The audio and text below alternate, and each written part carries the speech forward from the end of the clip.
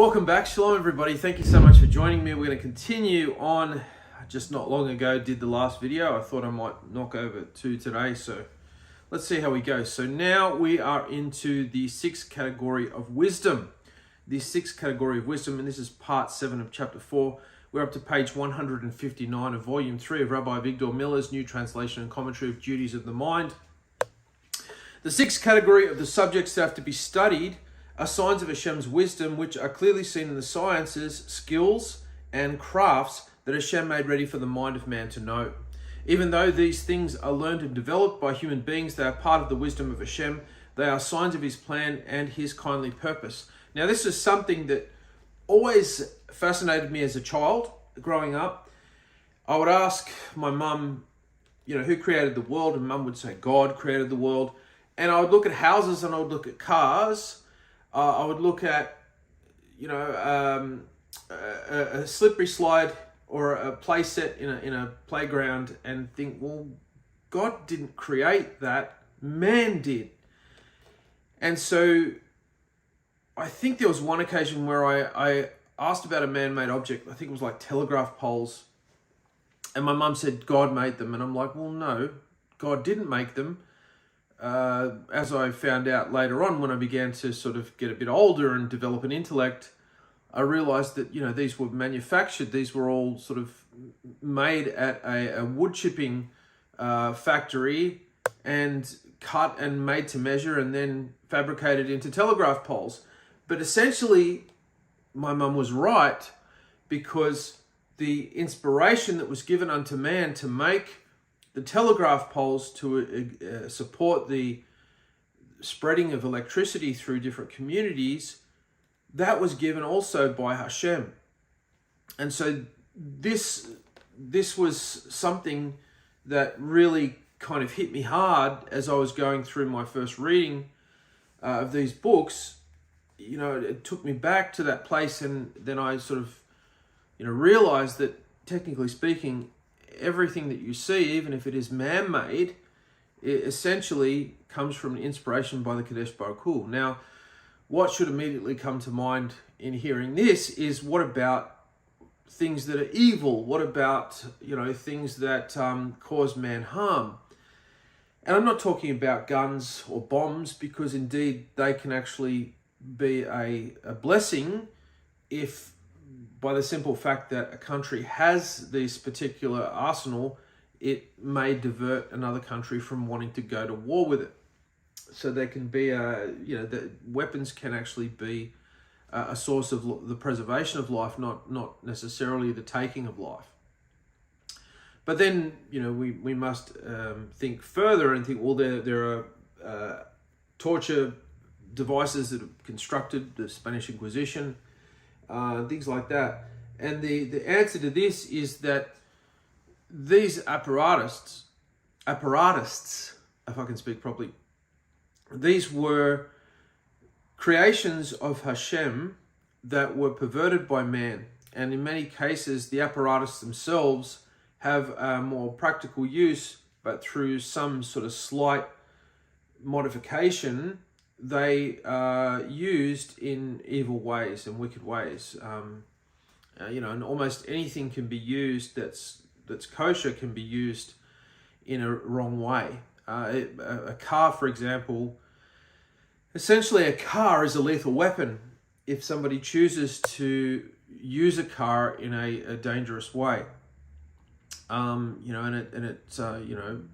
through very minimal effort, a person can do maximum effect with causing injury with a car. I hope people don't sort of get the ideas, but that's the reality. So everything that we see, essentially, it's, if not in its actual makeup and use, its originality is from Hashem. And that's even true, even if whatever that is that you're looking at is a perversion of that. Because even the dark forces, they have to use divine energy to be able to exist, but they can only be eligible to use divine energy to give them strength when that divine energy has been misused, and then it's forfeited to the Sitra Akra, the dark forces. So this leads to another subject that I think a lot of people should think about who are practicing to live a holier life, that a lot of work has to be done in terms of reducing and mitigating and removing compartmentalization. Because without going to some sort of degree to remove a compartmentalized lifestyle, in one area you could be doing something very good, but in another area you can be doing something very evil. And what actually happens if this is you, the good that you are accruing over here its energy, its holiness, its kedusha has been forfeited to be legally transferred over to the Sitra Akra.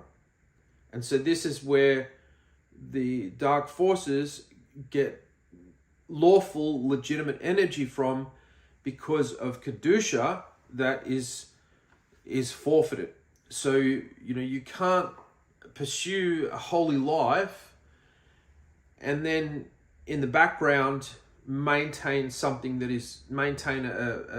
habitual lifestyle that is unholy. There's something that is detrimental to you or others, or to you and others. So this is something that I think is worth thinking about for a lot of people, and therefore bringing to bear a light on that dark place and routing that out before excelling in the place of goodness, which perhaps you're already excelling in. That really needs not as much focus because you're already excelling there, but it is the other area that you may want to close down completely.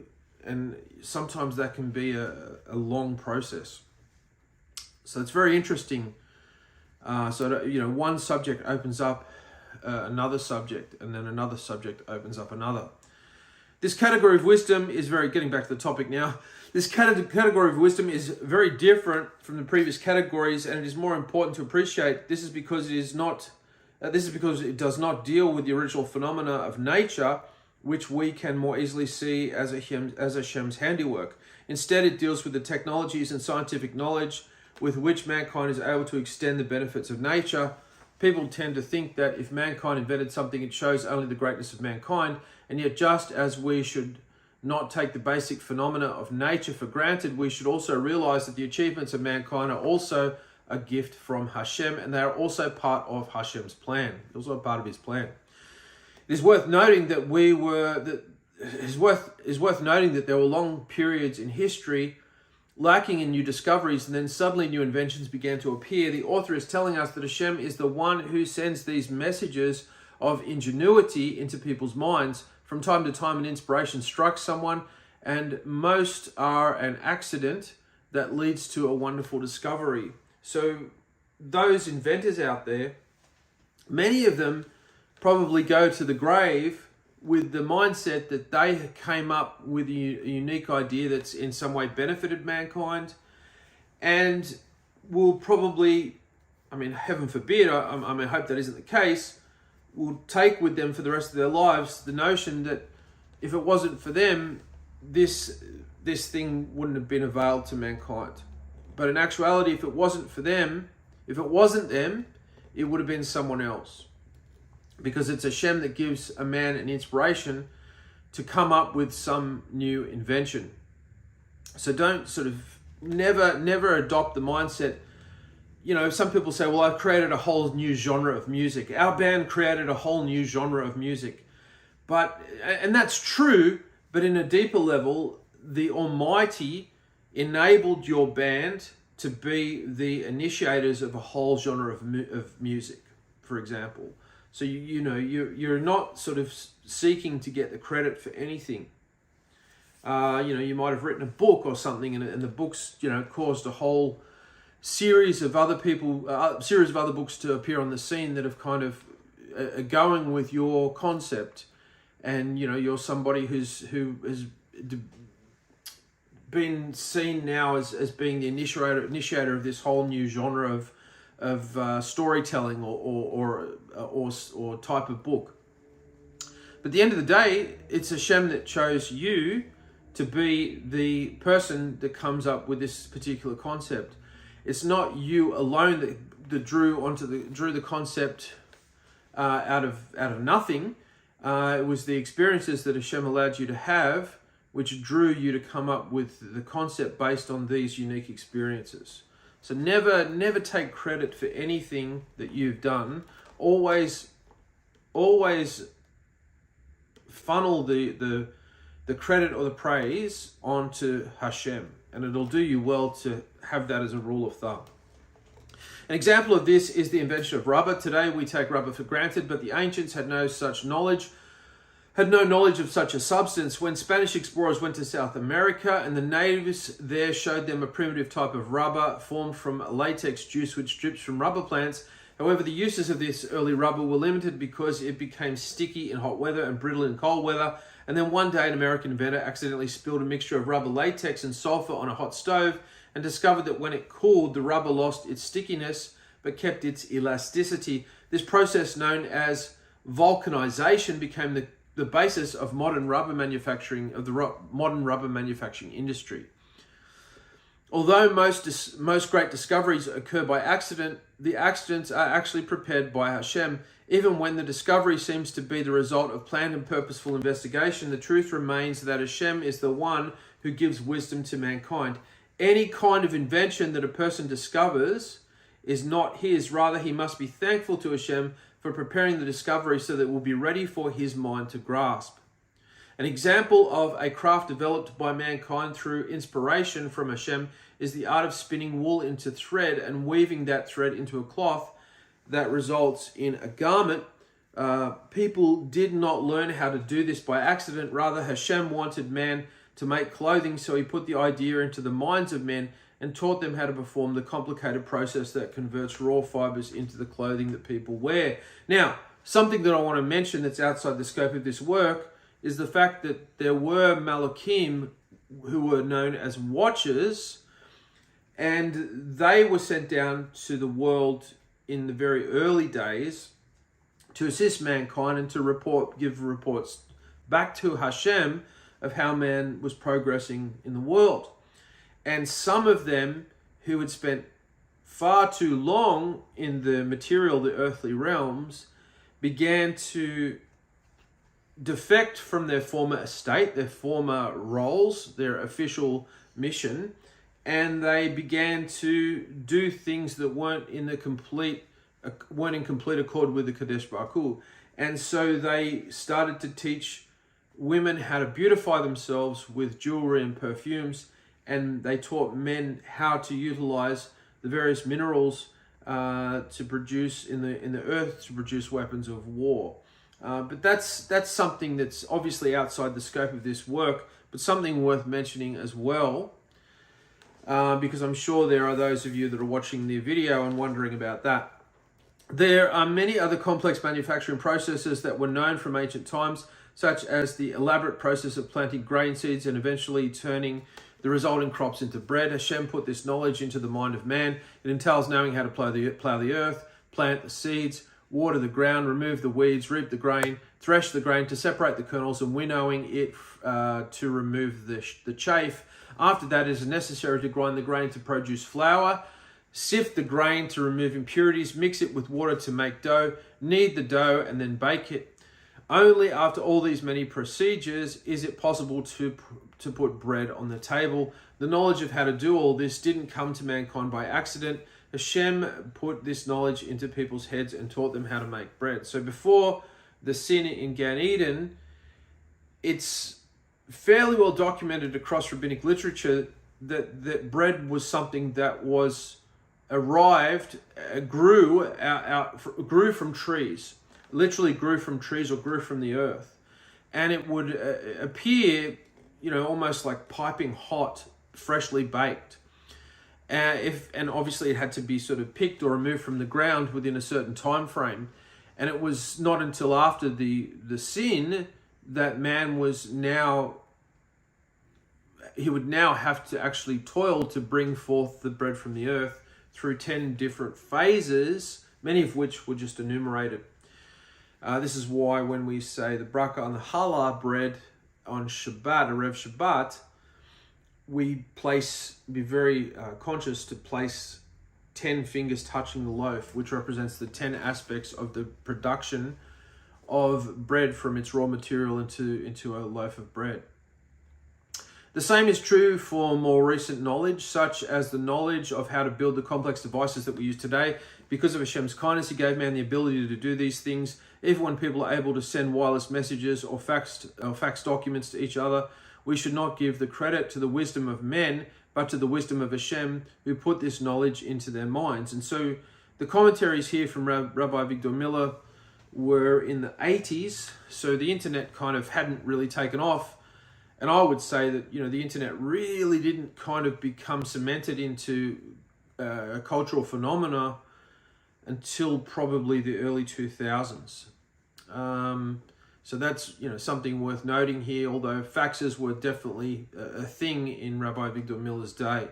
Note it is necessary to appreciate that mankind owes all of its knowledge to Hashem. Therefore, this is not an appropriate topic with which to introduce a student to the concepts of Kivot HaLevavot. However, people who have trained in their mind to appreciate the wisdom of Hashem that is inherent in nature will come to understand His role in the knowledge of mankind as well. So it's important to develop an appreciation for nature and then build on that appreciation and develop an appreciation for the technological achievements of mankind in that order. You don't want to go outside of sequence. You want to keep a sequential process of learning Hashem's wisdom, because that's the order in which they unfolded in man's time on earth.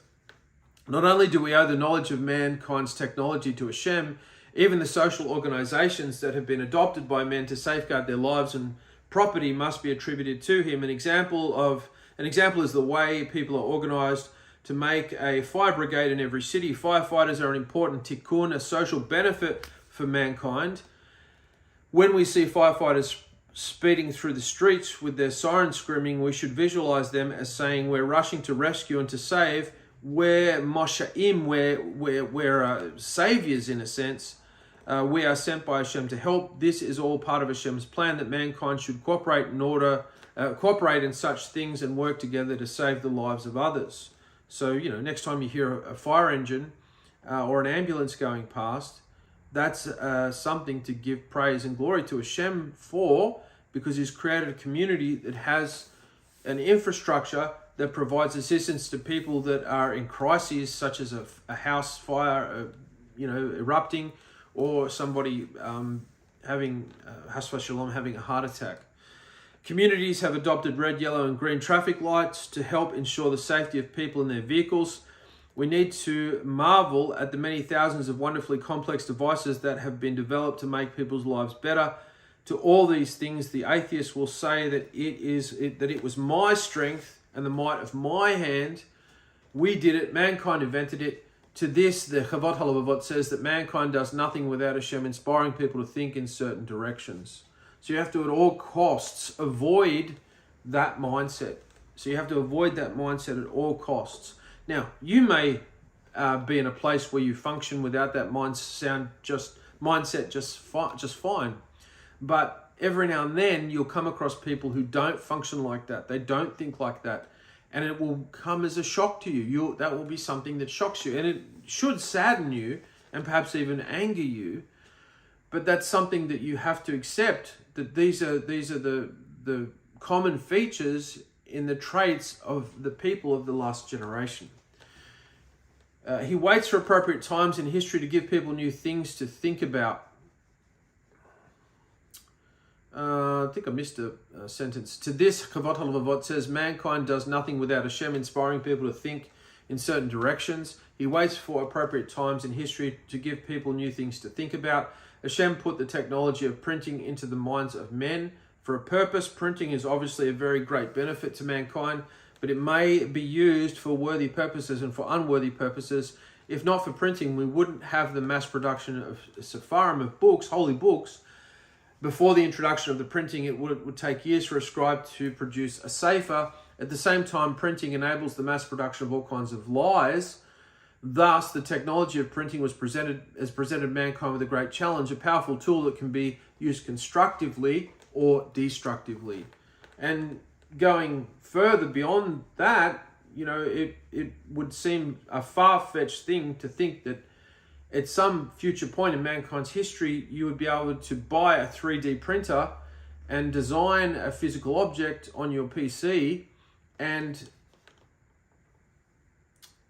process it through your printer with a powder, and out the other end, after a couple of hours or half a day, you open up that 3D printer and you have a physical object that you have created on your computer on a screen. And we're at a stage where 3D printers are doing some really phenomenal things. You can pretty much make anything. People that lose perhaps a plastic part of some item, they can just duplicate it, design it on the screen, and then they can print it out into a physical 3D plastic piece or resin piece and substitute that lost part. In previous times, it was not possible to deceive so many people as can be done today. The same is true for broadcasting by radio and television. These technologies can be a great benefit. Information can be broadcast to warn people of impending disasters and to advise them as to how they can protect themselves. At the same time, all kinds of wickedness can be promulgated. So when we look at these inventions, we understand that all this has been Hashem's handiwork and that He is putting us to the test. He's giving us new tests that those who come before us did not have. So with the advent of technology comes the advent of an improved lifestyle and acquiring things far quicker and with less effort. And so we are now thrust into an environment where we could do much good with far less effort and much evil with far less effort. So whereas before, to do the same thing, it would have taken a lot of energy whether we wanted to do something good or something bad. And so now our new test is to simply have self-control, because embarking on either path is so easy for the most part to do. So on the one hand, we're in an age where information is become so easily accessible, and you yourself are utilizing today with what you've chosen to do to click on this video to utilize the information in a positive way, and this will be recorded in your book of memorial at the time of your judgment with the time that you spent learning Chavot Halavavot with me on this video. And if you think logically,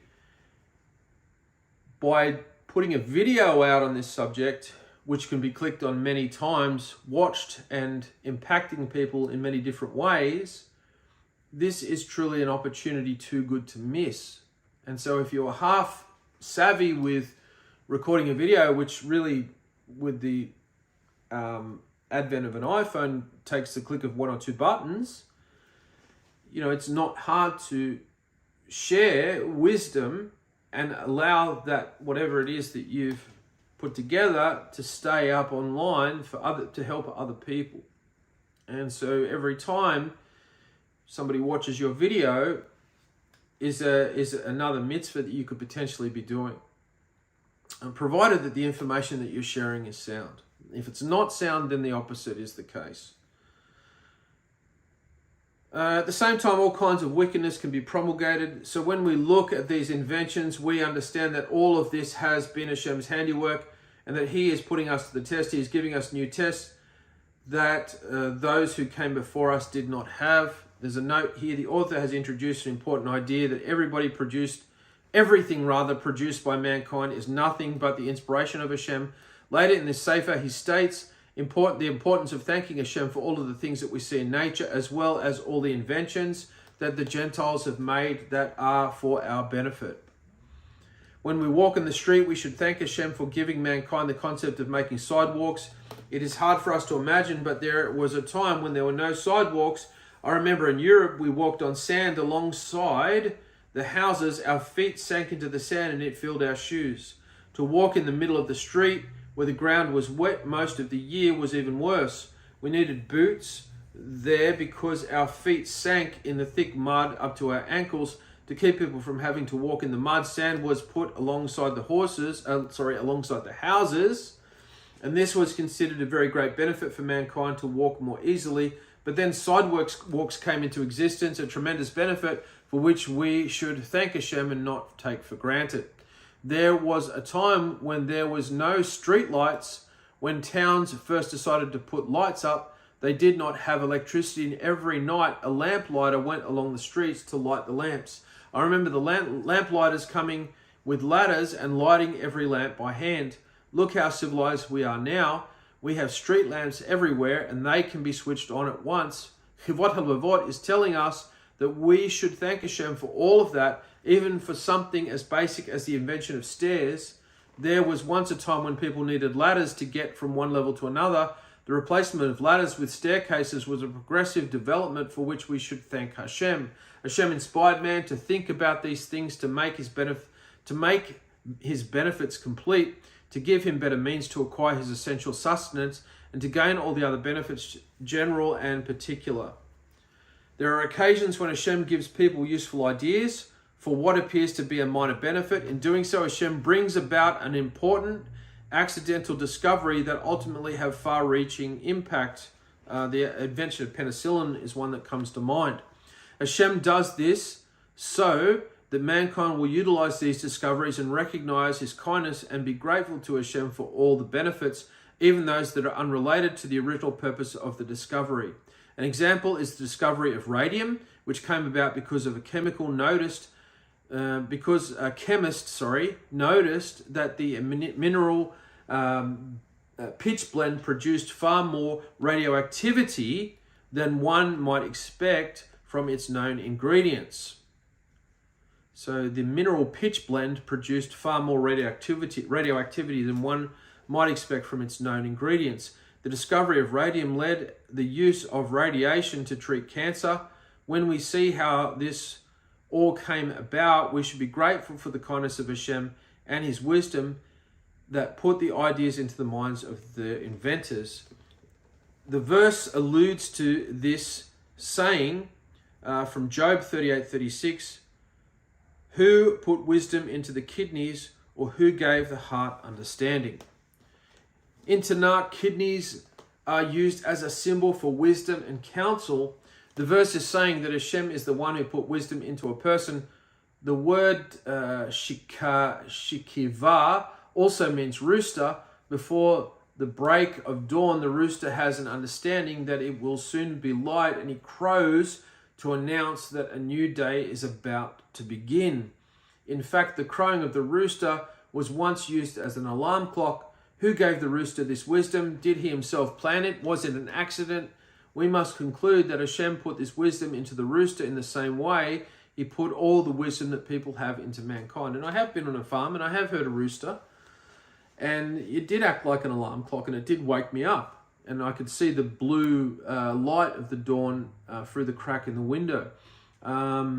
It's interesting if that ever happens to you, the first time that ever happens to you, because you hear it and you learn about it when you're in school, unless you live on a farm or you're born on a farm, but you learn about it in school, and then you go off to a farm and you stay on a farm for a few days, and lo and behold, you go, oh yeah, the rooster crowed and it was morning, you know. And it says, quoting Mishlei Proverbs 2:6, for Hashem is the one who grants wisdom, from his mouth comes knowledge and understanding. We must resist the negative influence of atheism and materialism in the world around us by maintaining the Torah attitude that Hashem is the source of all understanding and wisdom. Man's mind is only a vessel by which Hashem transmits his knowledge to the world. It is not an independent source of wisdom. This is contrary to what we are taught in the schools and in the media. They never mention Hashem except in a joking way. In contrast, we are a nation whose mission is to praise Hashem. As David HaMelech says, quoting Psalm 115:18, we shall bless Hashem from now until forever. And despite what the world says, we speak up and say that Hashem is the source of all knowledge and wisdom. We proclaim that we are grateful to him rather than to the scientists and inventors who are merely the messengers. Hashem is the one whom we thank for electricity, for oil, and for all the benefits we see in the world today. They came directly from him and only from him.